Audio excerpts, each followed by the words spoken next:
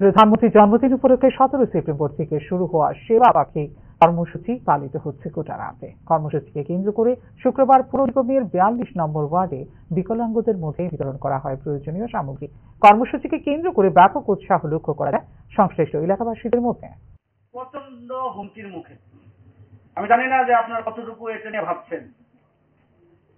কখনো আমরা বিশ্বের সর্বত্র আমরা ছিলাম, সবচেয়ে বেশি সংখ্যায় সনাতনীরাই ভারত বিশ্বের বুকে ছিল। কিন্তু আস্তে আস্তে সময়ের সাথে সাথে দেখা গেছে যে সনাতনীরা ইউনাইটেড না, একত্রিত না, ধর্মের জন্য লড়াই করে না, পালিয়ে যায়, পালিয়ে বেড়ায়। 500 বছর আগে আমরা আফগানিস্তান থেকে আমরা বিতাড়িত হয়েছি। কেন হয়েছি? কারণ আমরা ইউনাইটেড না, আমরা পালিয়ে গেছি আফগানিস্তান থেকে। 73 বছর আগে আমরা পাকিস্তান থেকে পালিয়েছি। 54 বছর আগে আমরা বাংলাদেশ থেকে আমরা পালিয়েছি। 33 বছর আগে আমরা কাশ্মীর থেকে পালিয়েছি। তারপর কোথায়?